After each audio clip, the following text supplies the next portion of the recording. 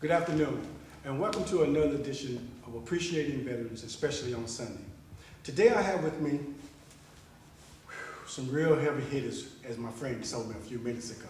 But to say it lightly, I have with me Commander of the 8th District of the American Legion, Commander John Ferret, and I have with me Commander of the Post 1, Commander Fred Merritt. Welcome, gentlemen. Thank you. Just to give you a little bit more pedigree on Commander Merritt, he's also a member of the VFW. He's been an ordained minister here in the San Francisco area for over 30 years. And he says he's not a native, but he's lived here for 35 years. So I think that kind of makes him a native. Anyway, we're going to talk with him first. Commander, welcome. Yes, could you give us a brief idea of some of the things that's happening in your post, the way the post is going, and how this mayoral election is going to affect the veterans in general at your post?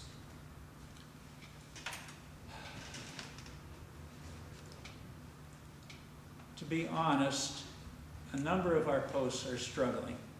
Mine is. Our bank account is down near zero. Our attendance at meetings is very low. Part of the problem with attendance is transportation. Part of the problem with finances is communication. So I am trying, as the leader of my post, to get activities going that will interest my men, bring them out, will in some cases help them improve their finances, make sure that we are getting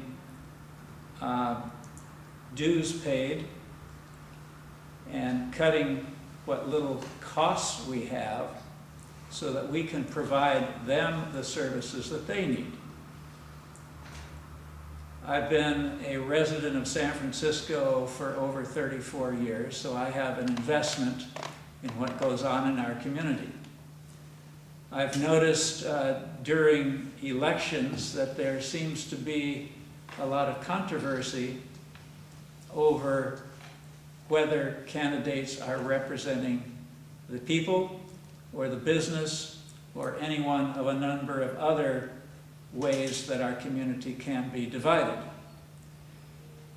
My presence here is to try to make sure that the candidates for mayor at least have an opportunity to discuss publicly how they see the issues that veterans consider important and how they would respond to those issues. So we have set up this series of interviews with all the candidates who want to participate to give them an opportunity to address their constituents and see if they meet our needs.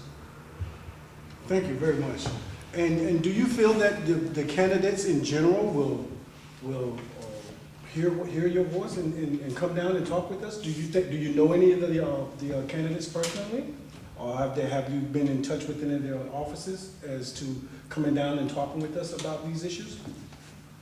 I have received advertising from candidates. I have deliberately stayed at arm's length from getting involved with any of them so that I can be impartial and say, these are the issues, that's the only thing I'm interested in. It's up to you to sell your response and your program to the people who will be voting. Thank you. And Commander Ferret, tell us about what's happening in your venue as far as your post is concerned, and how many members you currently have, and what do they think about the candidates in general? Well, again, I'm the 8th District Commander of the American Legion here in San Francisco, which basically means I oversee 17 posts which are all housed in the War Memorial Veterans Building at 401 Van Ness Avenue. The membership strength of the district on the books is 2,600 members. We currently have about 60% of them paid up for the current year. So as far as membership is, 60% of that.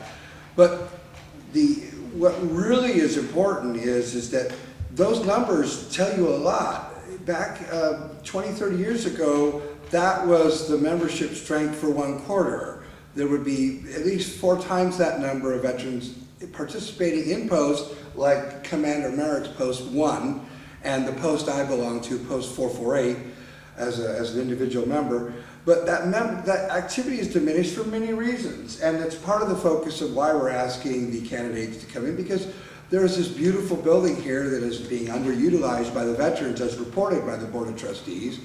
But the truth is, because it's in poor repair, it's in poor, as we walk through this building and you can see the drinking fountains don't work, bathrooms are poorly maintained, the rooms have poor carpet in them, the posts are crammed into small spaces even though there's empty floors in this building. So they're not using the building properly because they can't get into it and use it properly because it's not available to them and not attractive. But more importantly, what was important is we're trying to attract the younger veterans that are coming offline from Iraq and Afghanistan, okay. and for us to invite them in and to bring them in there, for example, Commander Merrick's post, and revitalize his activities, change their financial situation through activity and providing services for veterans. We're actually not very attractive to young veterans because it's a dilapidated building. Who would want to come into that if they can go over to the school and they've got a nice room to use and proper facilities? Mm-hmm. So tying back to your question and adding on a little is that is why we're looking for the mayoral candidates of San Francisco, mayoral election upcoming, to come in and speak to us, because we have a set of questions. We're going to ask each of them the same questions. We're looking at why are they interested in becoming a mayor. Are they also interested in protecting the rights of veterans in San Francisco, returning the favor for all that veterans have done for the United States of America over time, and also to protect their interest in the War Memorial Veterans Building here in San Francisco. And I'm very interested in hearing what all of them have to say. Well, thank you. And you hit on something that I've been very interested in. I wonder, Commander Merrick, if you could tell me that how the allocation of space in the building, how has that affected your post now? And then, from what I hear in the future, as far as the renovations and things are concerned, it seems like there's some controversy as to how the veterans are going to fit in after the renovations are concerned. Can you address that a little for me? In the original trust agreement, there were 3 buildings planned. As the fundraising went, they only had enough money to build 2 of them. In the original plan, one of the buildings was to be dedicated for the use of war veterans and was dedicated specifically to the use of American Legion posts of San Francisco. That's the language that was in the trust. Since that time, we have found that we had our own contributions to the lack of use of the building, but some of the problems with using the building were not our fault. But if I wanted to assign blame, I could look at the Board of Trustees and say, we requested use of space for an educational center. They blocked our request. We came to them with a proposal to install swords to plowshares with a training center. They blocked our proposal and then went behind our back to the swords into plowshares and negotiated their own lease with them, cutting us out. That says to me that they are not fulfilling their responsibilities as trustees of the building to watch for the interests of the beneficiaries, which means us. We are being denied our rights to use the building as beneficiaries of the trust. And this is why we are going public to make an issue out of this building as a place where services can be available and provided to the veterans community in San Francisco. Thank you. And Commander Ferret, the same question. How is the building allocation or the space allocation that affected your post?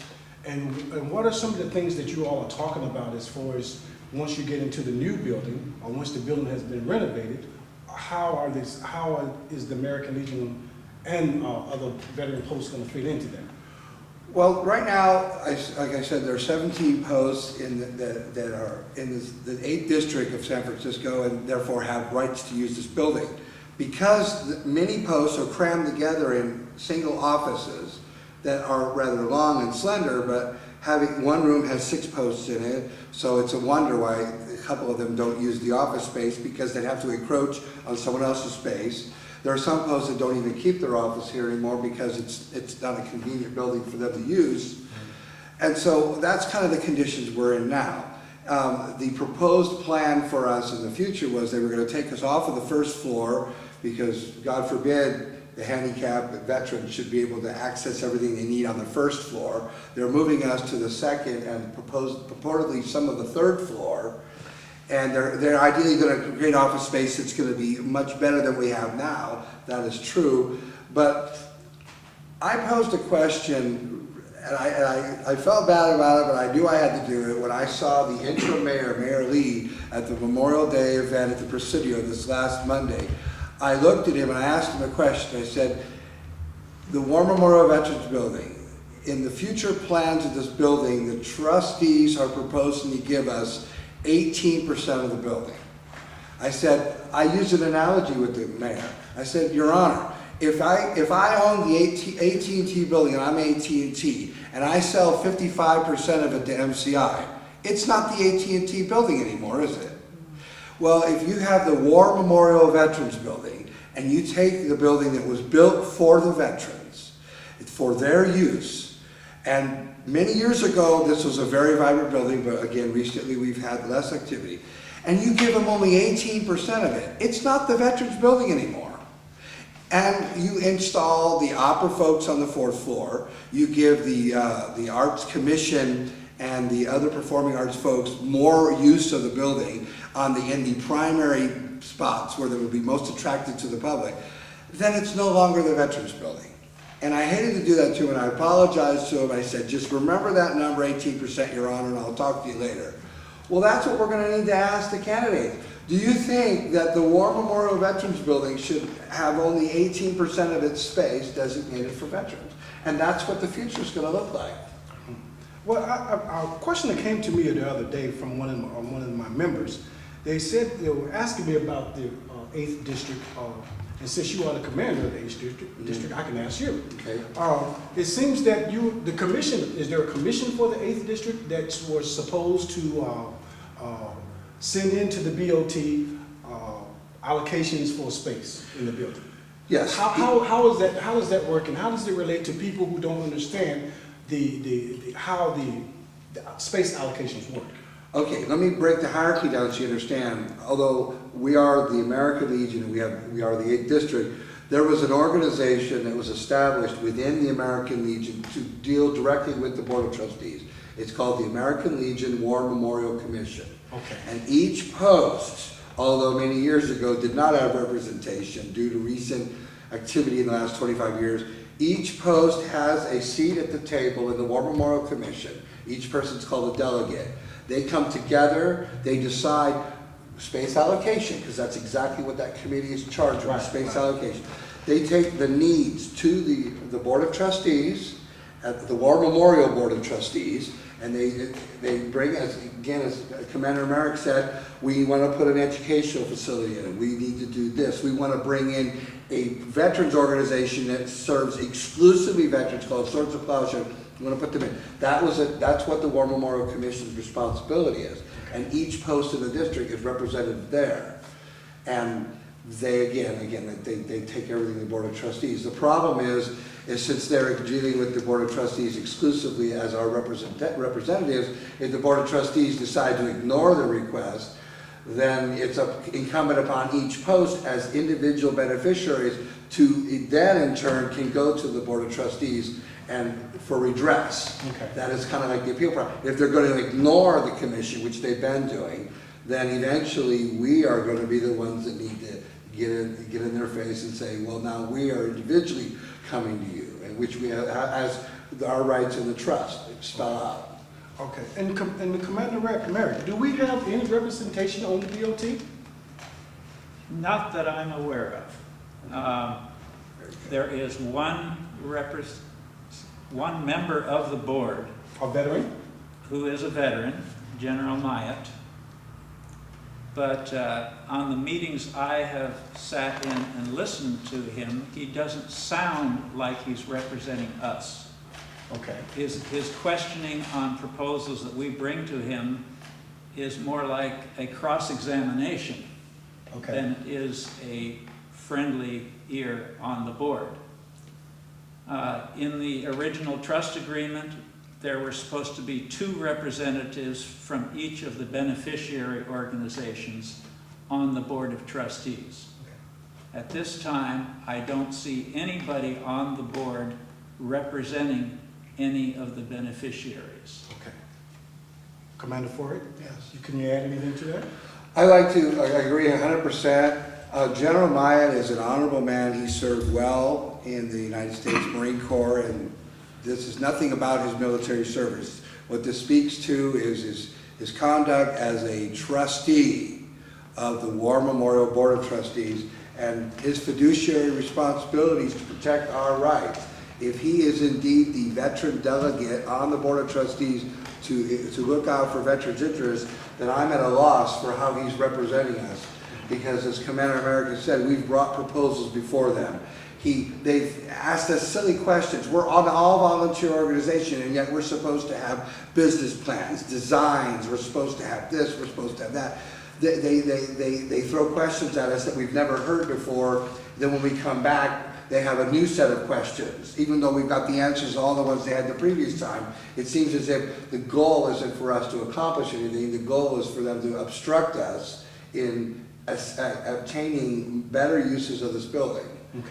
And so I have to agree with what he said otherwise about that, about the Board of Trustees. Very good, very good. Thank you for that. Commander Merrick, if you had a chance to talk with some of the younger vets, I'm real concerned about the younger vets now. Guys coming over from Afghanistan. They don't really. I don't see very many of them. Like the AMVETS, every Sunday we prepare a meal for the vets, some of the vets, and we hope that they will come down and talk with us. If you had a chance to talk with some of the younger vets, what would you say to them about coming down here at 401 Van Ness and here in San Francisco? What would you say to them to kind of entice them to come down and visit their fellow brethren and things of that nature? How would you address that? I think I would use the personal approach. When I came back from Vietnam, I was not interested in veterans or veterans affairs. I went to graduate school. I then was immediately employed and very busy most of my time. I had no time for veterans or anything that they were doing because I didn't see how it interested or affected me. As I got older, I decided I was wrong. A member of my church talked to me extensively over several months and finally got me to join American Legion and Veterans of Foreign Wars.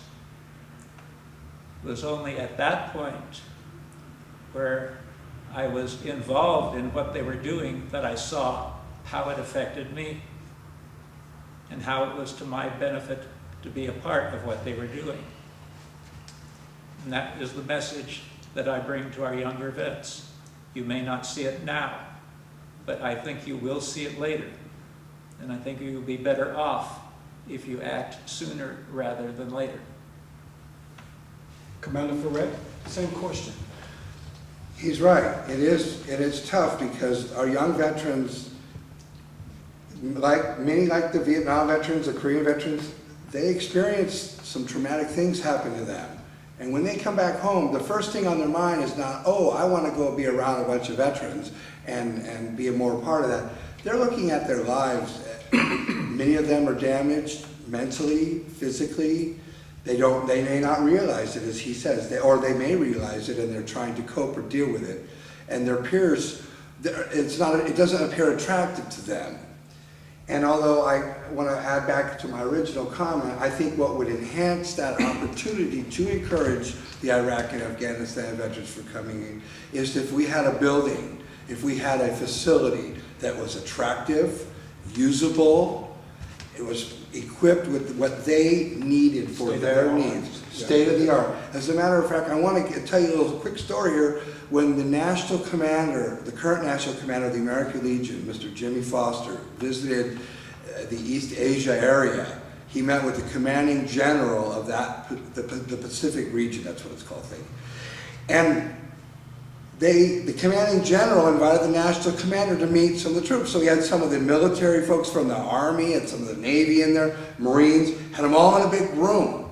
And they had a wonderful talk. But before he left, he said, Commander, I want to ask you a question. He says, are you interested in these folks becoming part of the American Legion? And do you know what the commanding general said to our national commander? He says, do you know what TGIF is? Commander Foster said, as he told us later, he said, I think it means thank God it's Friday. He says, no. It means Twitter, Google, Internet, and Facebook. If you aren't incorporating those entities, that type of technology, that type of uses into your programming in the American Legion, into your modernization of your posts and in your buildings, you're not going to attract the young veterans because they're not going to be interested. They can go down to the public library and get better facilities. And that, my friend, is what we want to do with this building. We want to turn it into a TGIF for our Iraq and Afghanistan veterans. And by the way, this is a congressional number. This isn't my number. If there's 650,000 veterans serving outside the United States, that's a congressional number. 11% of them are reported to be from California. 6% of that is representative from Northern California. So if we have that many veterans potentially returning home in cycles, what kind of a facility are we going to have for them here in San Francisco? Because San Francisco is where many of them come. Why? There's an Air Force base nearby. They get off a plane, they get a duffel bag, a check, and a DD-214. They say, the Veterans Hospitals in San Francisco, you're on your own. San Francisco has a lot of schools that are accessible to veterans. It makes it attractive to them to come. And then that would bring them into the city. But now where are we going to have facilities for them to meet their needs, their physical needs, their mental needs, a place where they can come and have the camaraderie that Commander Merrick spoke about. Right. That all ties back into why are we even sitting here today? This is what we're looking forward to accomplishing and servicing. And this is just to continue with what some of the issue was that I was concerned about. Commander Ferret, I found that a lot of the veterans that I talk to, I see a lot of them in the office. I volunteer every day. I'm here in the War Memorial Building, and a lot of them come to me and they say to me that the reason why they don't visit the entities that are set here in the city for veterans is because there's no, for lack of word, love. They don't show the veteran any love when he comes there. He doesn't feel that his needs are being met on a friendly basis. He just feels that it's a job for them and that's there. And so they, rather than be ridiculed and poked and prodded, they choose to be out on the streets, in the alleys, things of that nature. And I was wondering if, being a district commander and seeing the different neighborhoods and places and cities that you have to visit on a monthly basis, How does that relate with the posts that you see and the veterans that you meet? And that is a reality, that's an actual reality. You're absolutely right. They do go to these various service agencies throughout the city, and they're sprinkled around the city. They're hard to find, they're not friendly, because they know they have a job to do, it's just that they're not comfortable. And actually, I don't mean to take away from your question, but I think it ties into a good answer, if I could give it to you, Okay. is that we've been trying our very hardest as a War Memorial Commission to bring all of them into this building. We're trying to we're going to try to take all those services and bring them in here so that we'll be attractive, so that they will feel like, because we'll be overseeing it. Yes, We'll be overseeing it. Wouldn't it be wonderful if we had the Veterans Affairs coming in and doing their wellness program that they don't have room for at the VA hospital? They have no room for it, and we've been trying to get it in this building. We get the EDD to have a representative here focused on veterans unemployment issues. If we could have a training facility we've been trying to put in, we're calling it the Veterans Resource Center, for lack of a better term. If we could have them all in one place, have them come in, treat them with respect, give them the dignity and understanding and compassion they deserve from us, that they've earned from us, and then make them comfortable so they aren't off in the community looking around. And you touched on something else I want to add, something I have seen as a district commander. Again, this is another statistic. This is a national statistic from Congress. They say 1 out of every 4 veterans in this country is homeless. In the San Francisco Bay Area, they say there's 2 out of 4 veterans are homeless. Well, wouldn't it be nice if those homeless veterans, on top of all the other veterans in the issue, had a place they could come to that made a training facility for them, a place that made them feel welcome, that they were loved, that they didn't have to feel ashamed of themselves to ask the question, I need help, can you help me? If they had a place that they could come to that was theirs, I believe we could deal and eliminate with a lot of issues that are going on, and those folks that would be wandering around would have one place to come to.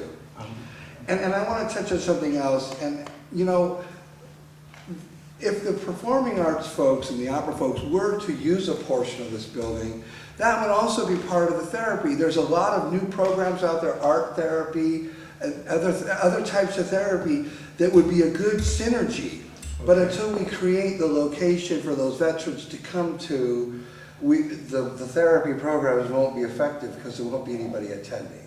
Thank you. So, thank you very much. Thank you very much for that, Commander Foray. Last words, Commander. Last words, Commander. Intrude? Well, of course you can. You got One important point. Nobody in the posts is paid. We are all volunteers. Amen, that's right. The only place in this building that has paid employees is the district office, You mean department? Department office. department office. We want to bring organizations in that will serve the needs of the veterans. I attended last year a conference down in Los Angeles. I got together all the providers of services to the veterans down there. And I was impressed with what they had and what they were doing. And I have some literature that I brought back with me to show how effective they are. Thank you. I want us to be just as effective as they are. Amen. We haven't had a chance yet.